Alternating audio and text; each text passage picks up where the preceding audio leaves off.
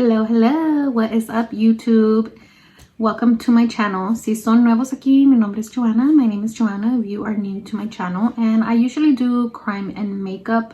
So I have been gone for quite a while, but I am back. So if you like makeup and you like crime, make sure you like and subscribe.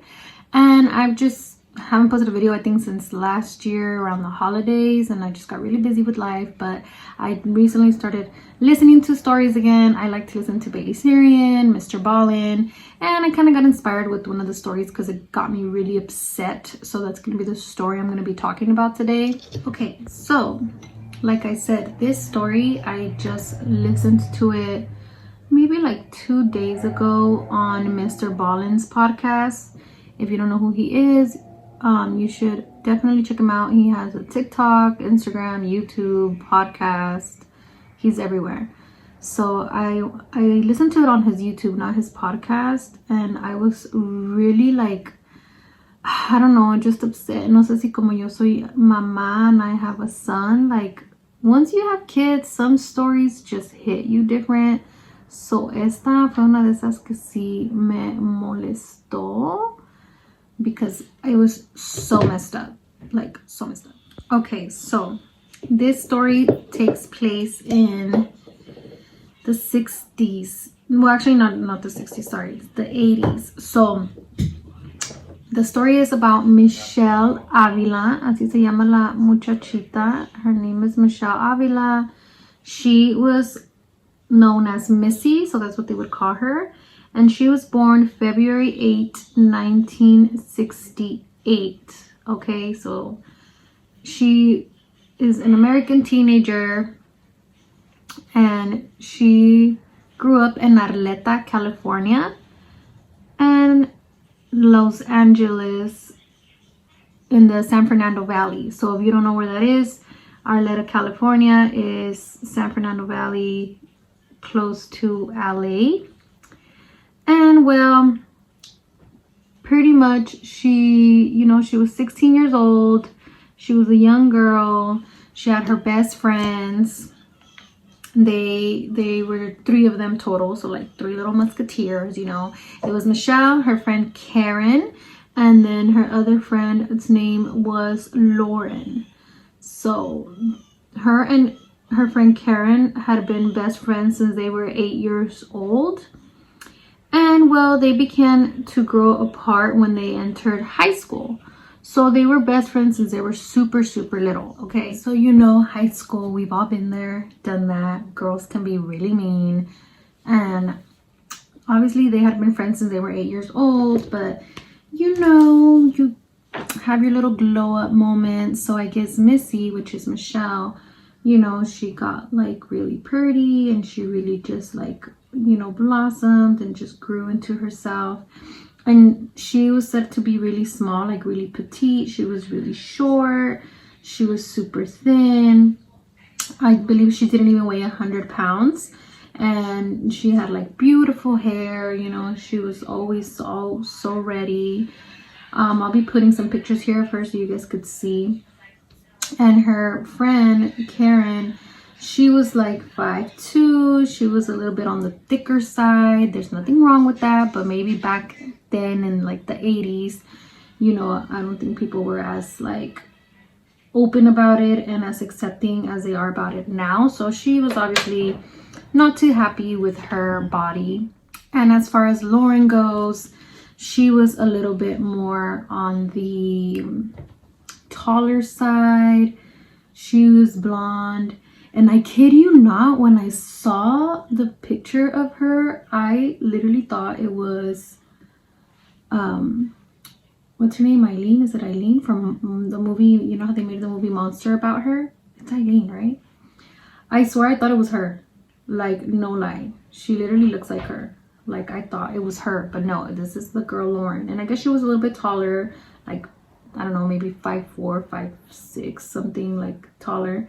And Missy was only like 4'11", so she wasn't even 5 feet tall, So basically, you know, some rumors started up that Missy was messing around with all the girls' boyfriends in school and that she was just basically a whore, and you know, that she was messing with boys that were in relationships, guys with girlfriends. And this was like their sophomore year of high school, I believe, when these rumors started.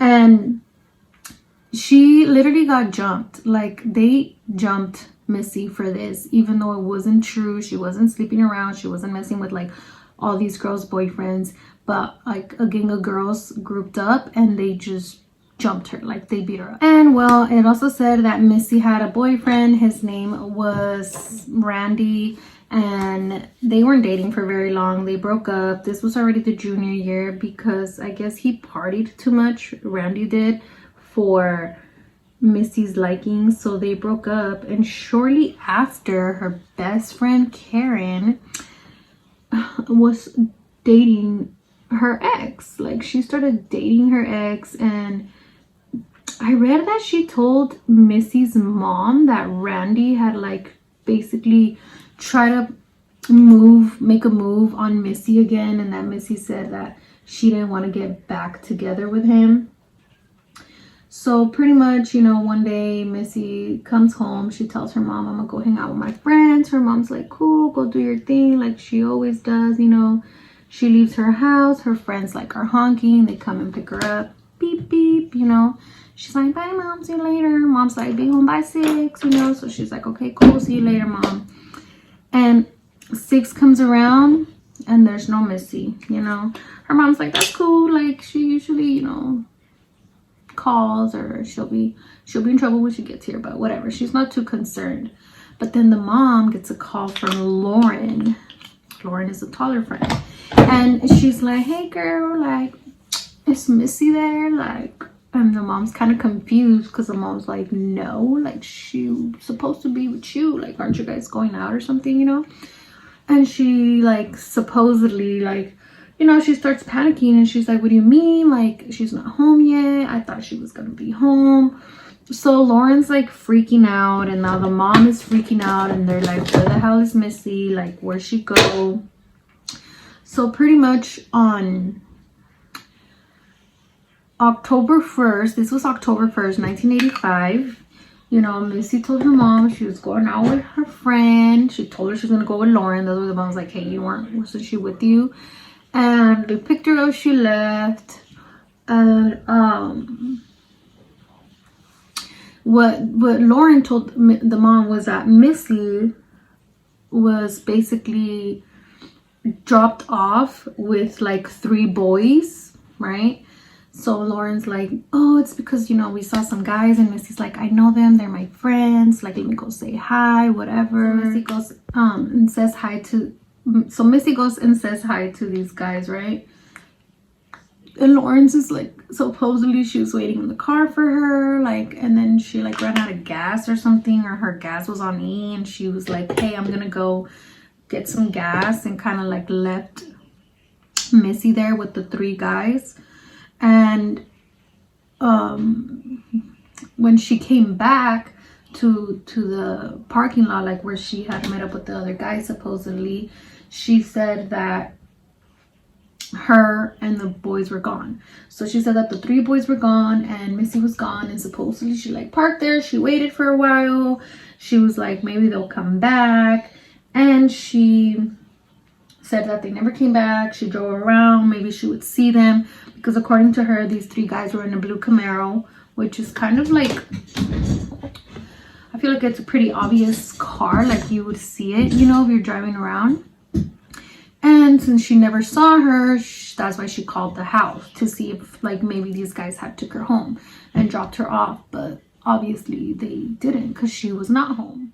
But I forgot to say this. So I also read that Karen, you know how she started dating Randy, which was Missy's ex, which is like, girl, you don't do that, but whatever. They had got into like an altercation or a fight 10 days before Missy went missing.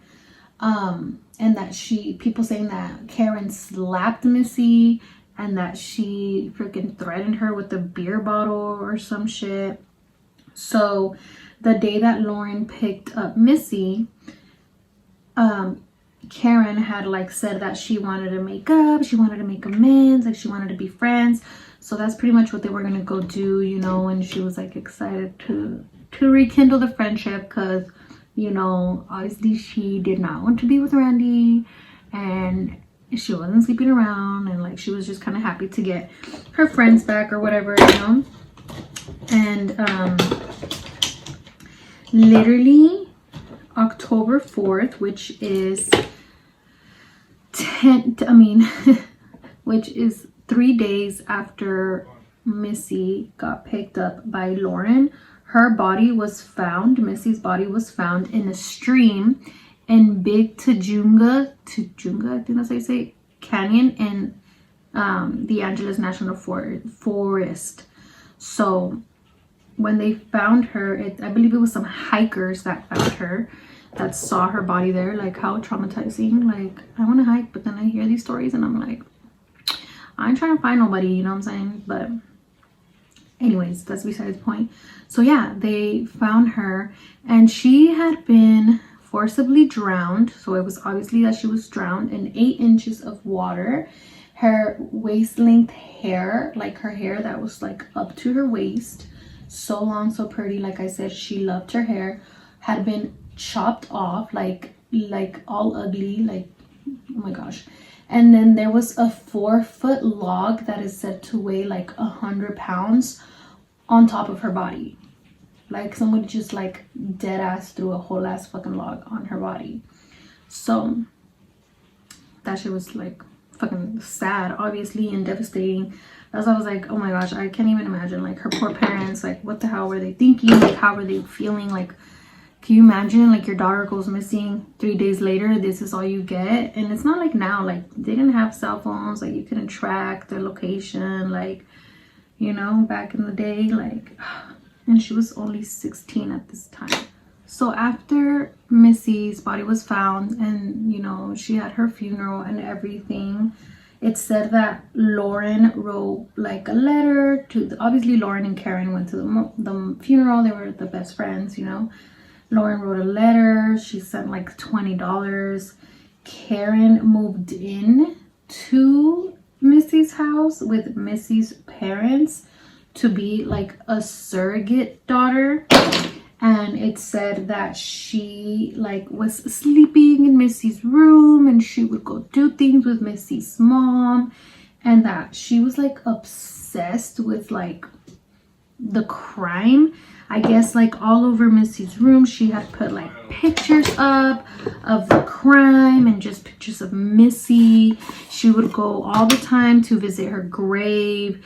She would go all the time to the crime scene, like where they had found her body.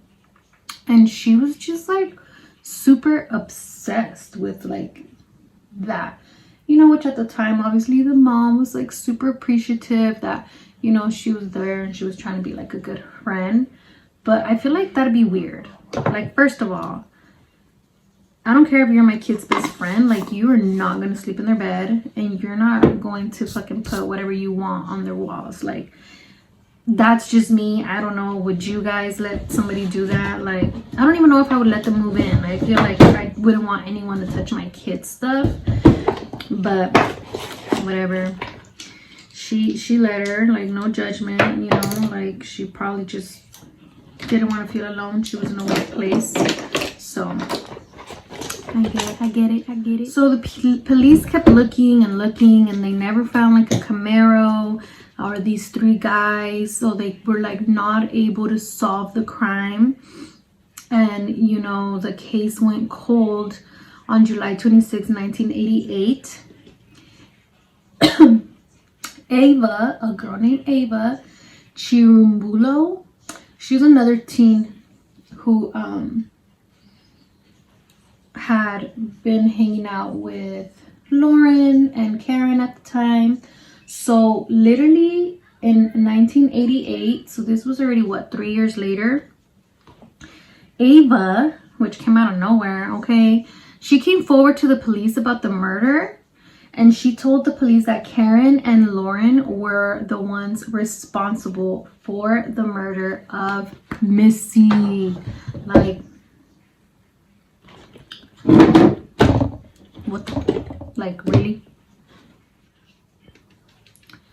So basically what happened, Lauren picked Missy up and they were driving around, and then they met up with Karen, because remember, Karen wanted to rekindle the friendship with Lauren. So they met up or whatever, but they were confused because Lauren and Karen were fighting each other. So they're like, what the hell? Like, why are they fighting each other? You know, that was weird. And then they're like fighting, and they're driving for like, literally it said 45 minutes, like up this mountain, like it's all dangerous and crazy, you know. And Missy's a passenger and Ava's a passenger with Karen. So Ava was with Karen, and they're just kind of going back and forth, and they finally stopped in like the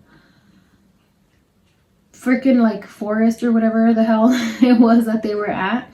And pretty much, according to Ava, Lauren and Karen took Missy to the creek, and they were yelling at her, and they were like cussing her out and telling her all these horrible things, and they accused her of like sleeping with their boyfriends, like both of their boyfriends. Like, first of all, you took my ex, girl, like, bye. Nobody wants sloppy seconds. And basically accused her of like just messing up too many relationships, and they were hitting her, kicking her, basically like just beating her up. And they started cutting her hair, like pulling it out with their hands. I believe one of them had something to like cut her hair with, because again, she loved her hair, so they knew what they were doing, like they were ready. What I don't understand is that Ava did nothing. Like, Ava was there, but she literally didn't do anything. Like, she didn't stop it, she didn't help, she didn't do anything. Like, she just like let it happen. And then obviously she couldn't freaking live with herself, and that's when she finally said something, you know, 3 years later, which that's great, but like you could have said something a long time ago, girlfriend. Like, what the fuck? And then I guess they like tied her hands or something, like zip tied her, and they like threw her down to the creek, because this was all like kind of like going into the forest. And they threw her down into the creek, and they started drowning her in those 6 to 8 inches of water that were there in the creek. So it wasn't very deep, but they were like pushing her head down, and obviously she's probably like trying to fight them, push them off. But again, she's not even 100 pounds. She's super tiny, like petite. And here's like 5'2", 200 pounds Karen, and here's like 5'4", 5'5", 5'6", I don't even know, Lauren, that's probably like 150. And then here's Missy, that's 4'11", 90, 95 pounds, you know? So she just had no chance of like getting them off. And I don't know how the hell these girls, like, you know, when people are angry or people see red, like you get like this crazy adrenaline strength. Like, I don't know how they got this 4-foot log, 4 foot, 100-pound log, and dropped it on her head. Like, and that was basically the like end of Missy, and they were not even bothered by it. They were perfectly fine. Basically, it was them that started those rumors about Missy the year before, when she got jumped by all those girls. It was Karen and Lauren, because they were so jealous, because she was nice and popular and pretty and small and, you know, just beautiful.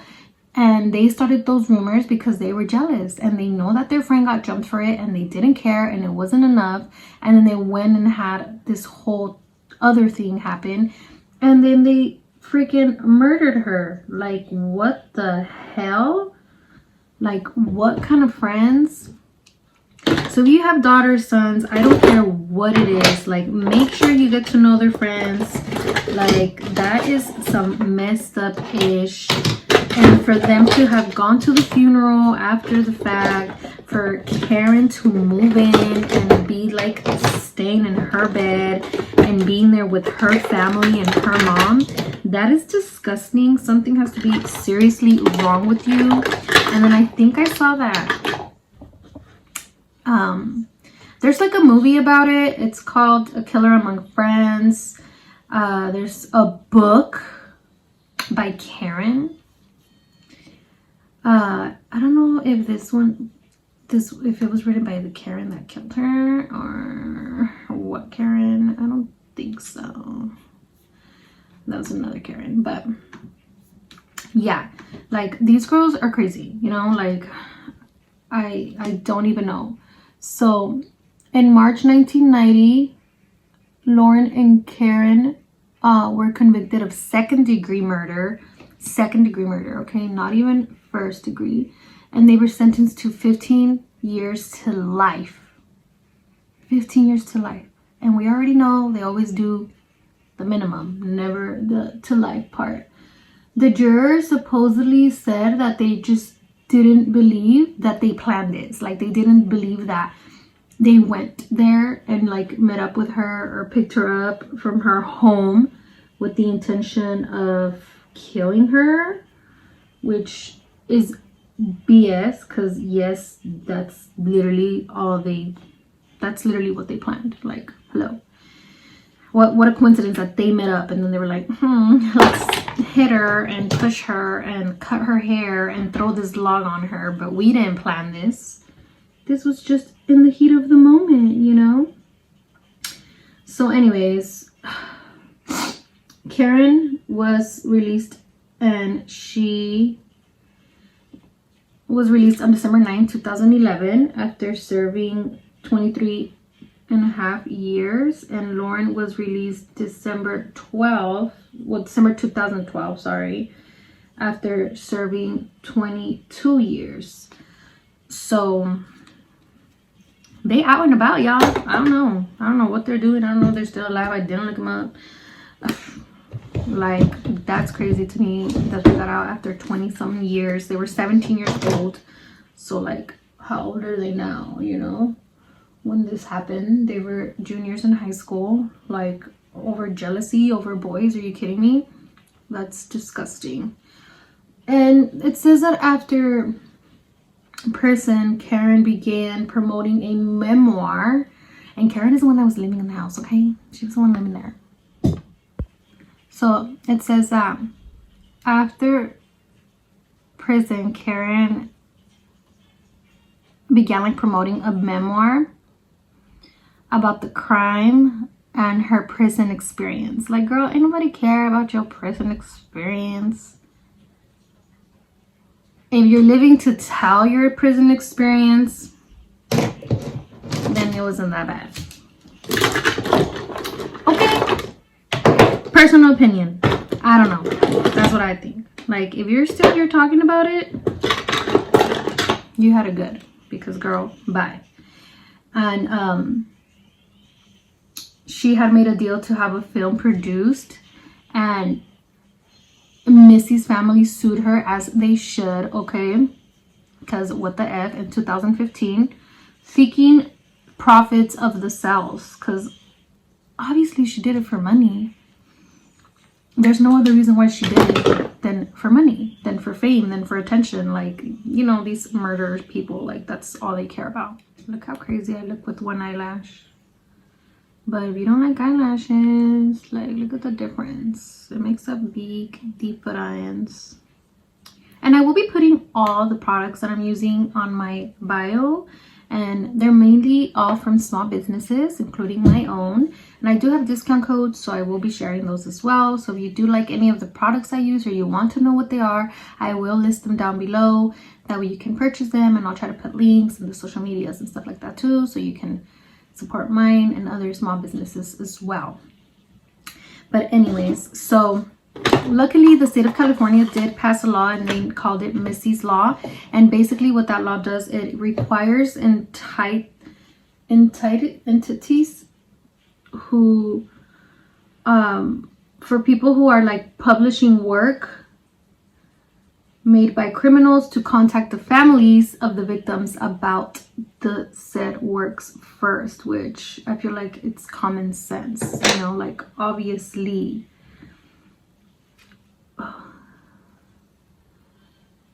But yeah, that is the story about Michelle Avila. And it's honestly super sad. It's super upsetting. I can't even imagine what her family or her mom, her parents, like what everybody is going through or went through during that time, and just kind of like going to trial and hearing like everything that happened, everything that was done to their daughter, like, and then it was these people that you knew since they were little girls, 8 years old, that you trusted. The fact that one of them was staying in your house with you, trying to console you and be there for you, it's insane to me. So that's why when I listened to this the other day on Mr. Ballin, I was like, bro, that is insane. Because you literally can't trust anyone, like no one. So just, you know, if you have kids, get to know their friends, and, you know, like, get to know their friends. Don't leave them alone. Like, friends, family, like, you don't even know anymore.